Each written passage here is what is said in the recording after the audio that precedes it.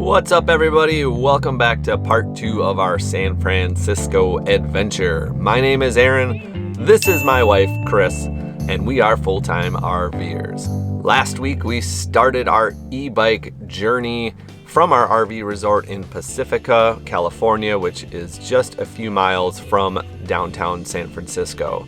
Our first stop was at the Golden Gate Bridge, which was about 15 miles to get there. After the bridge, we rode through the scenic Presidio and through Crissy Field, along the San Francisco Bay to Fisherman's Wharf. We last left you guys off at the Chowder Hut, where we enjoyed the world-famous Boudin Bread Bowl clam chowder. Oh, and Chris debuted her singing career. I left my heart in Sing it. San Francisco. Yeah. Still waiting for the record labels to call. They're probably just playing hard to get.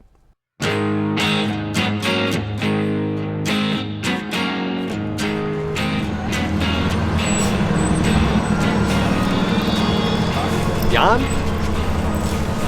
So the two most common questions we got from our Rad Power Bikes review was about charging and about locking them up. So we'll talk about more of both of those, but here we can see how we lock them up.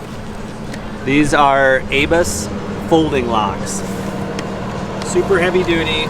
You can't just cut them with like a, bolt cutter. And so far, we like them. They just unlock like that.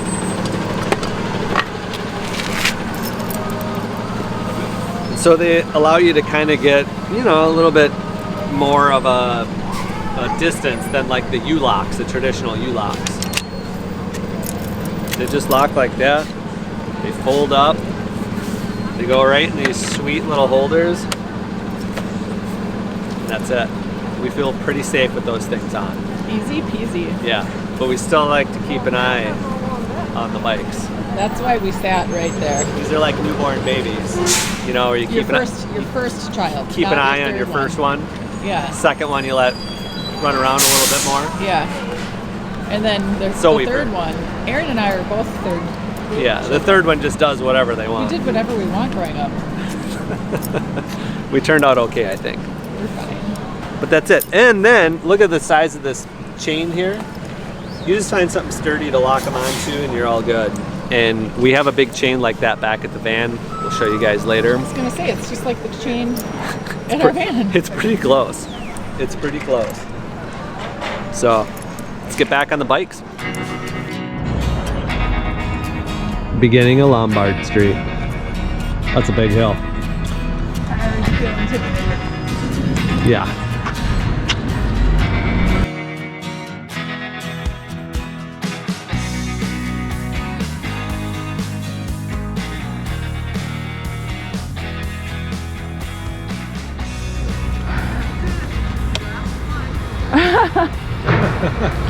We're getting close.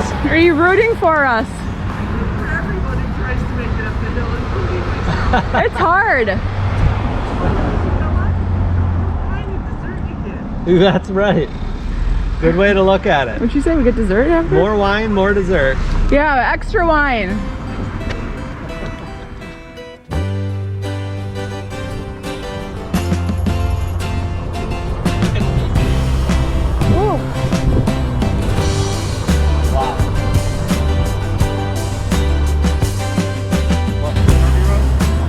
Do you think we'll survive? Oh yeah. A lot of cars, but you'll be good. Good, thank you. I needed that from you right now. You'll be good. She's so clever and so Thank you. strong. Will you really need to? Will you really need to meet her? All men are obsessed. It's a pure necessity to worship her. Look at all the flowers on her dress. Will you really need to? Will you really need to? Definitely recommend that. Oh, that girl, she's on top of the world. Her name is Well, it's 1:30. We're at 3 full bars still. We've only gone down 2. We're at the Panhandle, about to head to Janice Joplin's house. I think we've gone about 25 miles, I want to say. And we're thinking about going as long as we can, maybe bring it down to 2 bars when we hit that. And that's when we know we'll probably have to start heading back home. This is hard to judge this because of San Fran's crazy hills.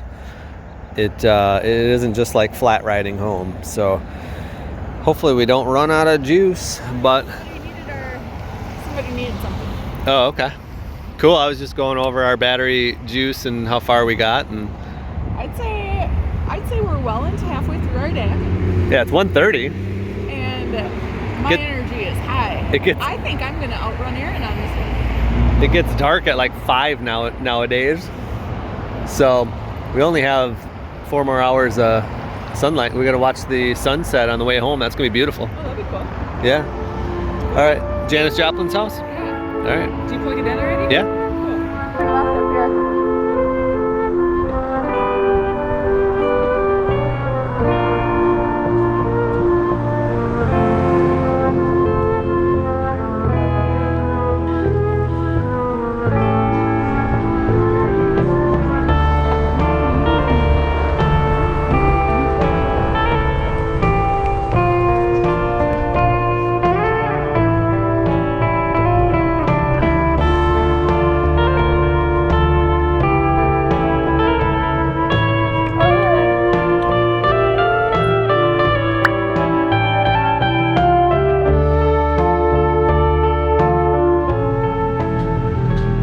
This right here. Can't see the whole thing on this angle. This right here is the Grateful Dead house that got the big drug bust for marijuana.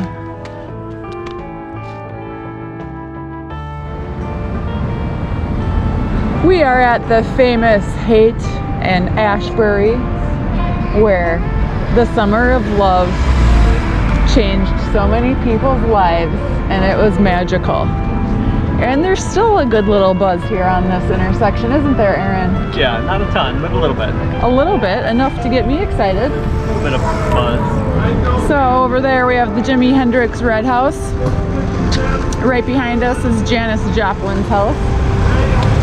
And there's actually a lot of younger people walking these streets.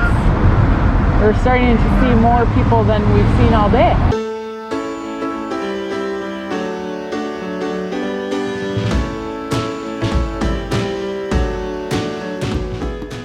So believe it or not, we somehow, we were looking for a brewery, and Aaron found a brewery, and it ended up to be a German brewery. We pull up and he's like, what is this? Because we don't typically like German beer.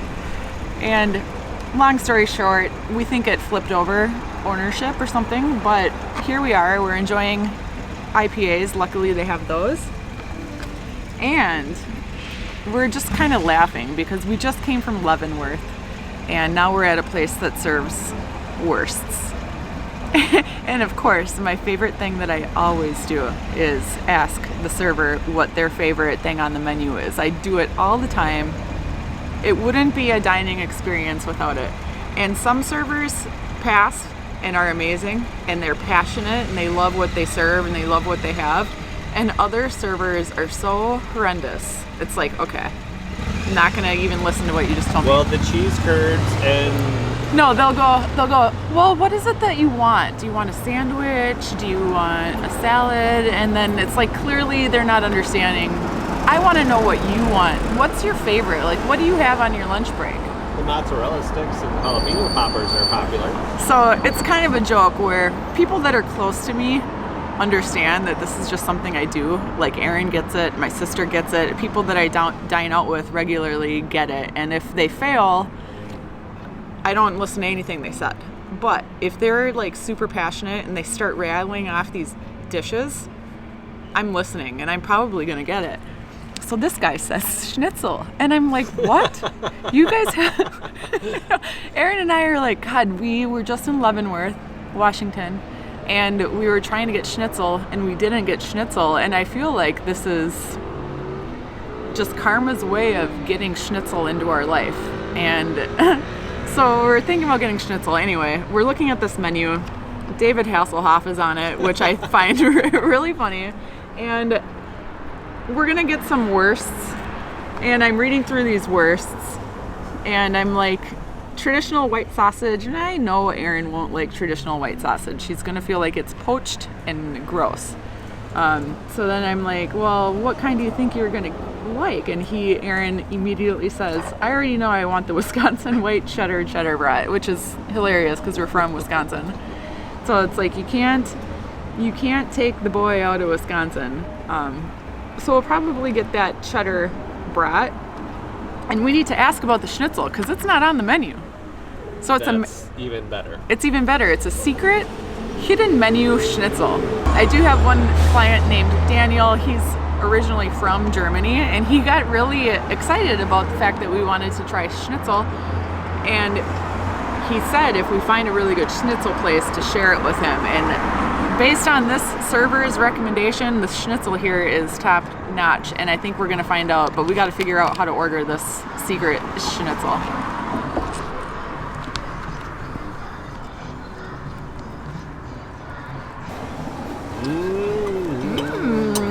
Okay, so our server is a rock star, and he was enthusiastic about his favorites, and we got the schnitzel, which actually is an entree. It's a secret hidden menu because it was on their old menu, and it's on top of potatoes, and it's usually smothered in gravy. We got the gravy on the side, and it looks really, really good. And then we got this French fry order, which is another recommendation from the server. He said it's German street food. It has French fries with your wurst on top, and then normally this curry ketchup is drizzled over it, but we got the sauces on the side for everything. So this is a great reason why you ask your servers, because one, this is not on the menu. We never would have known about it. And two, we would never, ever in our wildest dreams ever order this. But because he was enthusiastic, we did. Sorry. Thank you. No problem. Thank you. So Daniel, if you're watching, is this German street food? Yes, Daniel, is it? And there's our schnitzel. We finally got it. I can't believe we ended up at a German place. It's just something we never... Hey, San Francisco has everything. We don't seek it out, so it was unexpected and ironic that we ended up here after just being in Leavenworth. The temperature dropped a little bit. As you can tell, I'm freezing right now. So I'm hoping that this warms me up. And then, I don't know, we're just losing our sun angle is all. It's a beautiful day here. So we're going to eat, and then we're going to get home. Well, after a long and relaxing lunch at the German restaurant, it was finally time to start heading back home. It was around 12 miles to go, and we zigged and zagged through all the different little neighborhoods on the way. As the sun got lower and lower in the sky, and our battery gauges getting lower and lower, I was starting to sweat it just a little bit. And then the dreaded last hill. And this isn't any regular hill.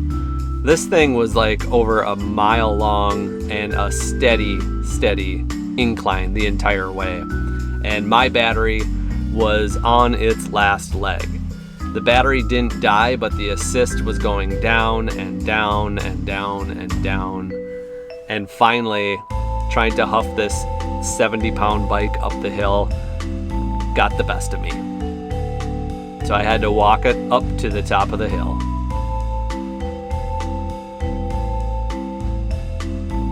Chris's battery was still doing good, but I think because I weigh a little bit more, my battery drained a little bit quicker.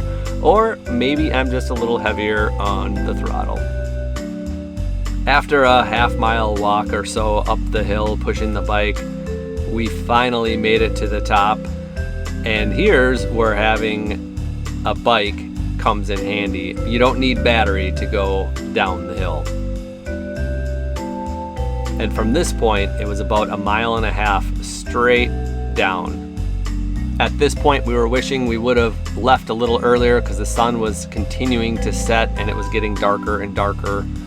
We did eventually turn our lights on the bikes, but with running out of power, we were trying to conserve as much as we could the whole time.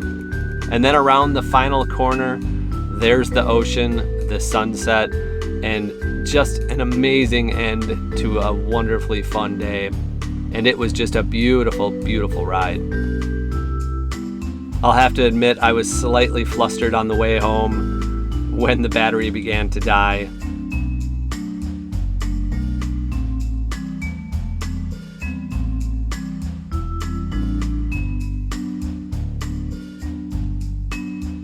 We rolled back into the RV park just as the sun was setting, and we got to see a beautiful sunset from the RV park. Yeah, I can't believe we made it. I honestly didn't think we were gonna make it. As soon as we left this morning, I thought we were gonna be cutting it dry to the bone.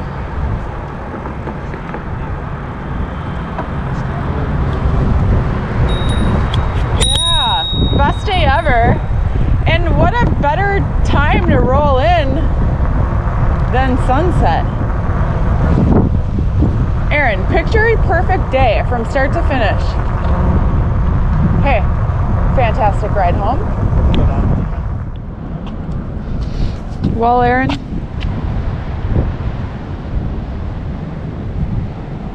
how was your day? It was great. 40 plus miles.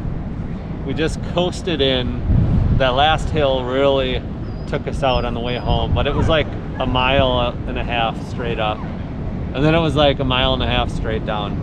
We did a lot of breaks in the city where we would power it down and just straight pedal, and that made a huge difference. Also, anytime it was like flat, we turned it down. Yeah, and there's a lot of hills, so as you go up, there's a lot of coasting down, so it kind of like balances itself out. It actually reminded me of my same approach that I used for the Ragnar trail race, where anytime you're on flat land, you run and you exert energy, and then you save your walking for the hills. Power hike. Yes. But what a great way to come back and see the sunset. After fully charging up the batteries overnight, we geared up to head out on day number 2. We decided to take another route back into the big city, and we were going to try to find a farmer's market out in front of the ferry building.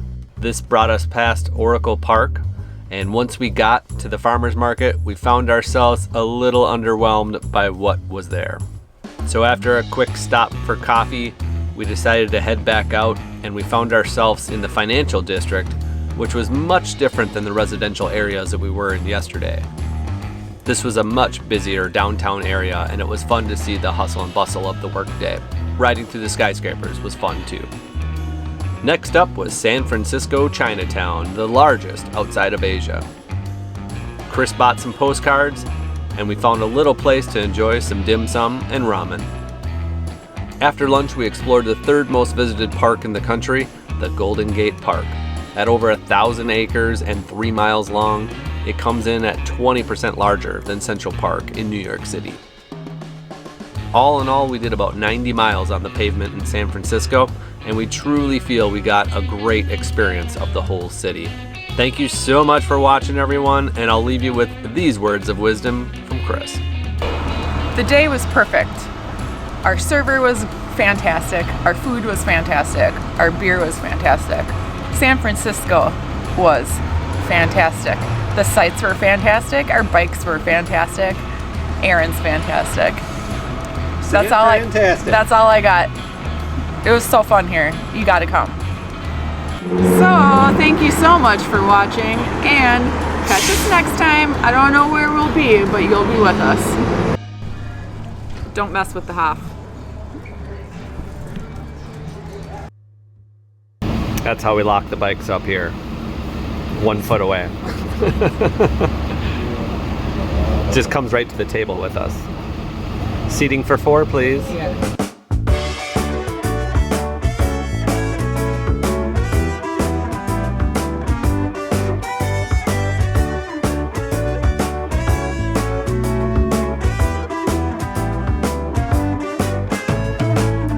We've been sliding since I don't remember when.